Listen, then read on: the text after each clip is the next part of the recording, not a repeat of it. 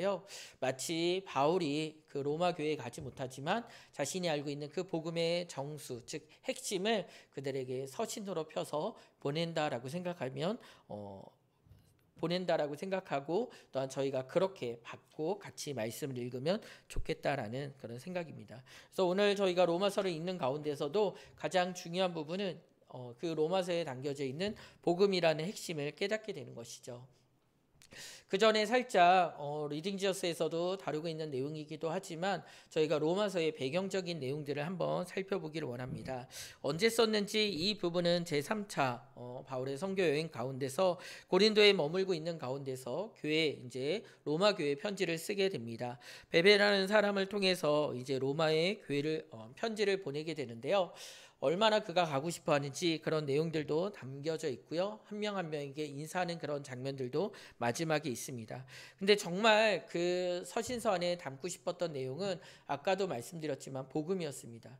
왜 그들이 이미 예수 그리스도를 믿는 가운데서 이 복음이라는 핵심적인 내용이 다시 한번 그들에게 다뤄져야 되는가라고 보게 되면 그 로마 교회의 현실과도 좀 연결되어 있는 것 같습니다. 지금 로마 교회, 즉 로마는 어떤 땅이죠? 유대 땅이 아닙니다. 즉 이방인의 땅이죠. 근데 놀랍게도 그곳에 유대 사람들이 머물고 있었습니다.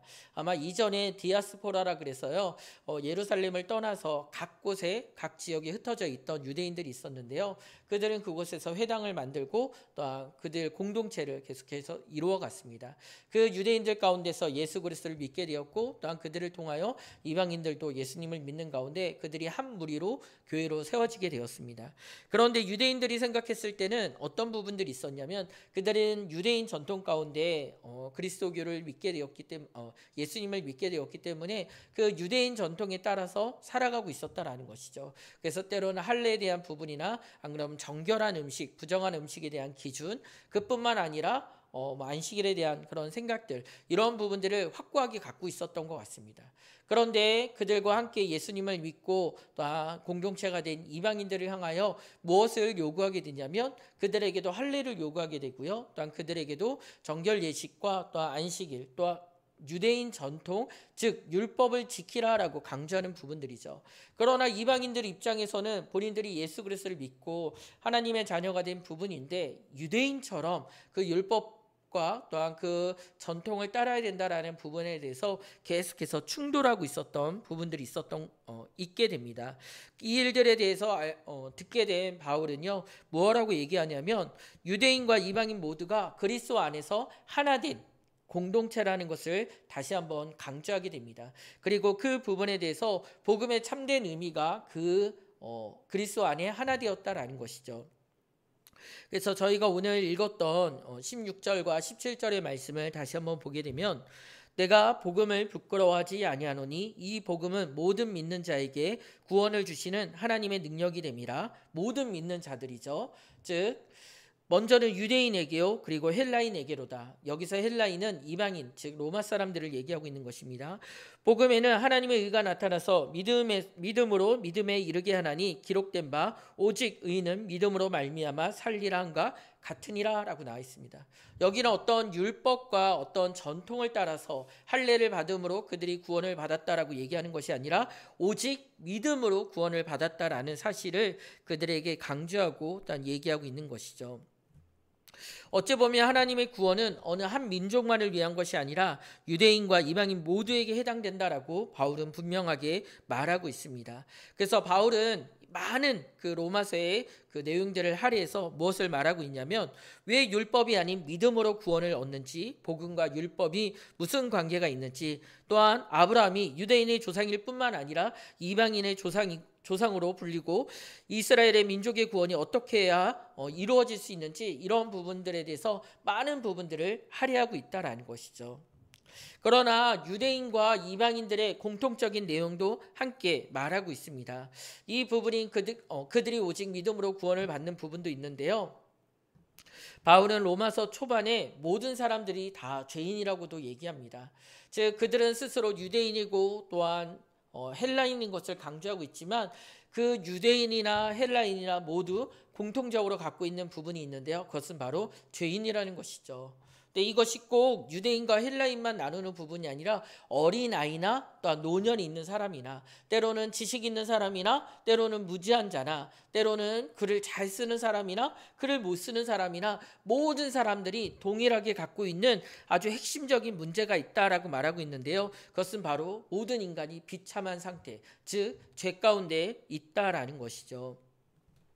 하나님은 이 부분들에 대해서 굉장히 많은 지면을 할애해서 말하고 있습니다. 인간은 하나님을 알면서도 또 하나님을 아는 지식이 우리 가운데 있지만 오히려 그것을 외면하고 우상과 수많은 죄악들을 피조물들을 자신들의 우상으로 삼는 그런 내용들이 있었다라는 것이죠. 또한 그것을 하나님을 또한 온전히 순종하며 하나님을 따르기를 원치 않았고요. 또한 수많은 죄악들을 그들이 짓게 된다라고 나와 있습니다. 그래서 로마서 1장 29절에서 31절에 보게 되면 모든 불의, 추악, 탐욕, 악이 가득하고 시기, 살인, 분쟁, 사기, 악독, 또한 비방하는 자, 이 다양한 죄악된 모습들이 등장하게 된다라는 것이죠. 바울은 유대인이나 이방인에 관계없이 모두 이러한 죄악 가운데 빠져 있다라고 얘기합니다. 즉 모든 인간은 죄 가운데 태어났고요. 또한 모든 인간은 죄인이라는 사실을 우리는 기억해야 됩니다. 그렇기 때문에 모든 사람들이 구원이 필요한 존재라는 것이죠. 모든 사람들이 죄 가운데 있기 때문에 영원한 심판 가운데 놓여 있기 때문에 구원을 바라보고 소망할 수밖에 없다라는 것입니다. 그렇다라고 한다면 그 구원이 어떻게 우리에게 주어지는지 다시 한번 바울은 로마서를 통해서 강조하면서 얘기하고 있죠. 그것은 무엇이냐면 이 구원은 인간의 노력이나 스스로의 힘으로 구원에 이를 수 없다라는 것을 분명하게 말하고 있습니다. 왜 그러냐면 우리가 아무리 착한 일, 선한 일을 많이 한다라고 하더라도 또 우리가 아무리 노력한다라고 해도 하나님의 의를 충족시킬 수 없다라는 것이죠. 우리는 죄인이기 때문에 우리는 악한 의도를 갖고 있기 때문에 그 죄인이 하나님의 마음에 합당한 행동과 선한 일을 온전히 할 수 없다라는 것입니다. 우리는 이미 심판 가운데 놓여 있고요. 또한 그 죄악 가운데 부정한 자로서 우리가 만지는 모든 것들은 부정해질 수밖에 없다라는 것이죠. 그래야 하나님께서는 스스로 우리를 구원하실 놀라운 계획을 준비하셨습니다.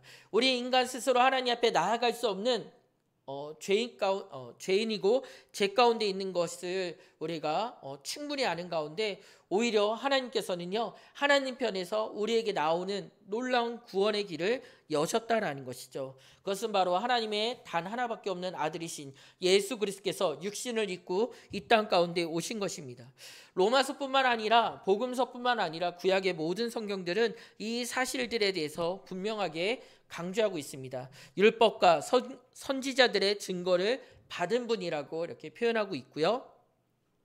또한 구약 성경을 통해서 약속되고 예언된 분이라는 사실을 우리에게 얘기하고 있습니다. 어떻게 보면 구약의 율법은 유대인들에게 주어졌지만 또한 하나님의 의신 예수님은 유대인뿐만 아니라 이방인들에게 구별하지 않고 모두에게 주어졌다라는 것이죠. 즉 예수님께서 이 땅 가운데 오신 그 놀라운 사건은 유대인들만을 위해서 오신 것이 아니라 하나님의 택한 백성 모든 이들을 위하여 오셨다라는 그 놀라운 사실을 우리는 기억해야 됩니다. 그래야 로마서 3장 24절에 보게 되면 그리스도 예수 안에 있는 속량으로 말미암아 하나님의 은혜로 값없이 의롭다함을 얻은 자 되었다라고 말씀 가운데 되어 있다라는 것이죠. 즉 우리의 죄의 값을 누가 지불하셨냐면 예수님께서 스스로 자신이 희생제물, 화목제물이 되시면서 그 죄에 대한 값을 지불하셨다라는 것이죠. 속량하다라는 것이 값을 지불하고 우리를 다시 사셨다라는 그런 표현입니다. 그렇다라고 한다면 우리의 행위는 전혀 들어가 있지 않죠. 우리의 노력이나 어떤 결심이나 어떤 우리가 행한 일로 인해서 우리가 구원받는 것이 아니라 하나님께서 구원의 길을 베푸시는 가운데 예수님께서 죄인인 우리를 위하여 대신 십자가에 지시고 모든 피를 쏟으시는 가운데 우리를 구원하셨다라는 사실을 우리는 기억해야 됩니다. 그렇기 때문에 우리가 행해야 할 일은 오직 한 가지밖에 없는 것이죠. 바로 그 예수 그리스도를 믿고 또한 의지하는 것밖에 없다라는 것입니다. 놀랍게도 우리가 예수 그리스도를 믿는 가운데 오직 믿음으로 우리는 구원받는다라는 사실을 우리는 깨달을 수 있습니다. 만약 우리 스스로 어떤 구원의 은혜나 또한 우리의 행위로 구원을 얻었다라고 한다면 그것은 우리의 노력에 대한 대가일 것입니다. 그런데 우리는 스스로 자랑할 것이 아무것도 없죠. 오직 예수 그리스도를 통하여 아버지께서 사랑하는 자녀에게 값없이 하나님의 은혜 가운데 주시는 것처럼 우리의 행위나 우리의 노력을 통해서 구원을 얻은 것이 아니라 하나님께서 은혜 가운데 우리에게 선물로서 그 구원을 베풀어 주셨다라는 것이죠. 아무래도 바울은 그 다툼이 있는 유대인들에게 또한 헬라인 즉 로마 사람들에게 그들에게 동일하게 당신들의 구원은 율법을 지킴으로 주어진 것이 아닙니다. 우리는 오히려 그 율법을 지킬 수 없는 죄인입니다. 그렇기 때문에 유대인들도 또한 이방인들도 모두 다 예수 그리스도를 믿고 또한 그분만을 의지하고 신뢰하는 가운데 구원을 얻게 되었다라는 사실을 강조하면서 얘기하고 있다라는 것이죠. 이런 일들을 아브라함을 통해서도 얘기하고 있습니다. 아브라함이 믿음의 조상이라고 나와 있죠. 대부분 혈육적으로 보게 되면 유대인의 조상이라고 아브라함을 생각하게 될 것입니다. 근데 아브라함조차 어떻게 구원을 얻게 되었나요? 바로 그도 믿음으로 구원을 얻게 되었다라는 것이죠. 자신의 행위나 자신의 의를 통해서 율법을 지킴으로 주어진 것이 아닙니다. 아브라함 시대에는 오히려 그 두 돌판에 새겨진 그 율법이 아직 주어지지 않았을 때입니다. 오히려 그 율법이 주어지기 이전 오직 아브라함도 믿음을 통해서 약속의 말씀으로 주신 그 언약을 믿음을 통해서 하나님을 신뢰함을 통해서 그도 구원을 받는다라는 것이죠. 그리하여 믿음의 조상이라고 얘기하고 있고요. 그렇다라고 한다면 유대인뿐만 아니라 모든 믿는 자들이 아브라함의 영적인 후손이라고 우리는 얘기할 수 있는 것입니다. 이렇게 우리가 예수 그리스도를 믿고 하나님의 백성이 되었다라고 한다면 유대인이나 이방인이나 새로운 삶을 받게 되었다라는 것이죠. 믿음으로 의롭다함을 얻은 자들, 이제 그들은 하나님과 화평한 관계 가운데 살아가는 존재가 되었다라는 것입니다. 우리는 그러한 부분들을 보면서 이제 그들이 그리스도와 연합된 모습으로 살아갈 때 어떠한 모습으로 살아가야 되는지 다시 한번 생각해 봐야 됩니다. 그런데 어린아이와 같이 반응하면서 얘기하는 경우가 있어요. 저희가 예수님을 믿었는데 또 죄를 짓게 되면 어떻게 되나요? 이러한 부분들이 로마서 7장에 나와 있습니다. 우리는 연약한 육체를 갖고 있고요. 또한 제약된 본성이 여전히 남아있기 때문에 때로는 넘어지거나 실수하거나 죄의 유혹에 빠지는 경우들이 있습니다. 내가 예수 그리스도를 믿고 하나님의 자녀가 되었고 또한 새 사람이 되었지만 우리는 넘어질 수 있는 그런 상황 가운데 있다라는 것이죠. 그런데 그분은 우리를 떠나실까요? 버리실까요? 그렇지 않다라고 말하고 있습니다. 놀랍게도 하나님께서는요 우리에게 정죄함이 없다라고 말씀하시죠. 예수 그리스도와 연합된 자들에게 그분은 절대 떠나거나 버리지 않는다라고 얘기합니다. 그래서 이런 표현이 있어요. 이렇게 손을 이렇게 잡았을 때 우리가 만약 이렇게 손이 떨어졌다라고 한다면 이렇게 끊어진 거라고 볼 수 있을까요? 아니죠. 우리는 때로는 연약한 가운데 예수 그리스도를 믿은 이후에도 죄와 또한 실수를 할 수 있습니다. 그런데 하나님께서 우리를 붙잡아 주시는 가운데 그리스도와 연합된 가운데 우리를 절대 놓지 않으신다라고 말씀하고 있다라는 것이죠. 하나님은 그 자녀들을 예수 그리스도의 사랑 안에서 마지막까지 지키실 것이고 성령님 또한 그것을 도우신다라고 말씀하고 있습니다. 우리는 다시 한번 기억해야 되는데요. 우리가 그리스도와 연합되었다라고 한다면 믿음 안에 하나가 되었다라고 한다면 절대 우리가 정죄한 가운데 버려지지 않는다라는 사실을 기억해야 됩니다.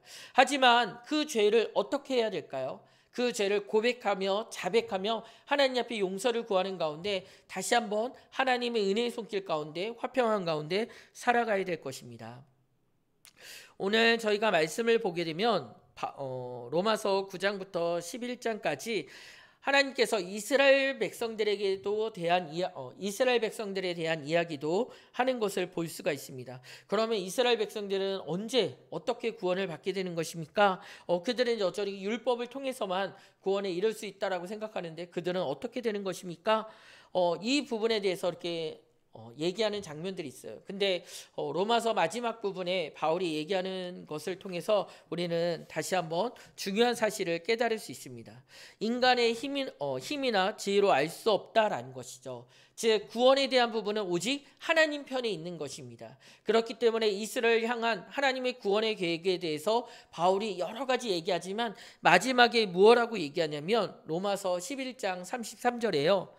깊도다 하나님의 지혜와 지식의 풍성함이요 그의 판단은 헤아리지 못할 것이며 그의 길은 찾지 못할 것이로다 라고 나와 있습니다. 또한 이어서 36절에 이는 만물이 주에게서 나오고 주로 말미암아 주에게로 돌아갑니다. 그에게 영광이 세세에 있을지어다. 아멘. 우리는 다 알 수 없어요. 하나님의 주권 가운데 우리에게 그 복음의 소식이 들려졌던 부분과 그러면 우리 이후의 세대에게 다시 이스라엘에게 복음이 어떻게 전해질 것인가? 우리는 그 부분에 대한 하나님의 비밀을 다 알 수 없습니다. 그러나 이 구원은 하나님의 주권 가운데 있다라는 것이죠. 하나님께서 그 일에 역사하실 것이고 그 일을 우리는 오로지 감사하며 찬양하게 될 것입니다. 어떤 이들은 이순신은 구원받았나요? 안 그러면 정말 훌륭한 사람, 정말 제가 아는 착한 사람들이 있는데 그 사람들에게 구원은 어떻게 이루어지나요? 이렇게 물을 수 있죠. 근데 중요한 부분은 무엇일까요? 하나님께서 택하신 그 백성을 하나님께서 구원 가운데 인도하신다라는 것이죠. 우리는 그 하나님의 구원의 손길을 온전히 신뢰하는 가운데 우리를 구원하시고 우리에게 그 말씀을 통하여 믿음을 허락하신 것처럼 그들에게도 그 일을 행하시겠다라고 우리 온전히 믿는 가운데 담대히 선포하고 믿음으로 함께 나아가야 된다라는 것입니다. 그러나 인간의 지혜로 다 알 수 없는 그 영역에 대해서 우리가 스스로 해석하거나 그것에 결론을 내리는 것이 아니라 그 부분에 대해서 하나님을 온전히 신뢰함으로 맡기며 나아가야 된다라는 것도 이 로마서에서는 우리를 향해 얘기하고 있습니다. 오히려 로마서 12장과 16장에는 무엇을 얘기하냐면 오히려 우리가 예수 그리스도를 믿는 가운데 하나님의 백성으로서 그리스도와 연합한 새 사람으로서 앞으로 이 세상 가운데서 어떻게 살아가야 될지 이 부분에 대해서 더 중요하게 강조하고 있다는 것이죠. 즉 유대인과 이방인들 그 가운데서 로마 교회도 세워지고요. 복음이 확장되는 가운데서 중요한 부분은 내가 그 복음 안에서 믿음을 통해서 구원을 받아서 새 사람이 되었는데 새 사람이 된 가운데서 이 세상 가운데 어떻게 살아가야 될지 하나님의 그 한량없는 크신 은혜를 받은 자로서 어떠한 삶을 살아가야 될지 얘기하고 있다라는 것입니다. 이 로마서 후반부에는 그래서 믿는 자들의 삶에 대한 그 초점을 맞추고 있는데요. 크게 두 가지를 얘기하고 있습니다. 첫 번째가 무엇이냐면 우리의 모든 것을 하나님께 흠없이 드리는 것이죠. 즉 이전에 이스라엘 백성들은 제사를 통해서 제물을 통해서 하나님 앞에 그 마음을 표현하며 살았습니다. 근데 이제는 그런 제사와 제물이 아닌 우리의 삶을 살아있는 제물로서 하나님 앞에 올려드려야 된다는 것이죠. 로마서 12장 1절에 이렇게 나와 있는데요. 제가 한번 읽어드리도록 하겠습니다. 로마서 12장 1절입니다. 그러므로 형제들아 내가 하나님의 모든 자비하심으로 너희를 권하노니 너희 몸을 하나님이 기뻐하시는 거룩한 산 제물로 드리라. 이는 너희가 드릴 영적 예배니라 라고 나와 있습니다. 이 신약의 시대, 언약의 시대에는요 우리의 삶 전체를 드리는 부분입니다. 이 부분은 그냥 단순히 몸만 가 있는 부분이 아니라 우리의 지식, 우리의 감정, 우리의 삶 모든 영역을 하나님 앞에 온전히 드린다라는 것이죠. 나는 주님의 것입니다. 이것을 인정하는 삶을 살아가야 됩니다. 우리 사랑하는 우리 성도님들 한 분 한 분 그런 고백 가운데 우리가 믿는 자의 삶을 살아가고 있나요? 혹시 오늘도 내 삶은 내 것이다 라고 생각해서 내 뜻대로 내 마음대로 행하려고 하는 부분들이 있지 않나요? 우리는 살아도 또한 죽어도 이제 주님의 것인 것을 인정하는 가운데 나의 모든 삶, 나의 모든 영역을 통하여 어떻게 될까요? 하나님께 영광 돌리는 산 제물로서 우리가 영적 예배를 날마다 올려드려야 된다라는 것이죠. 우리가 학교 이제 곧 다음 주면 우리 친구들 개학할 텐데 우리 개학하는 그 순간 학교에서 이제 공부할 때라고 할지라도 또한 우리 각자의 삶에 살아가는 그 모든 시간마다 하나님 앞에 온전히 드릴 그 영적 예배를 또한 드리며 살아가기를 소망합니다. 또한 성도의 삶에서 강조하고 있는 두 번째는 무엇이냐면 하나님께서 기뻐하시는 삶을 살아간다라는 것이죠. 우리는 그것을 어떻게 행할 수 있을까요? 성령님을 늘 의지함을 통해서 하나님께서 진정으로 원하시는 것이 무엇인지 우리는 분별하는 가운데 행해야 됩니다.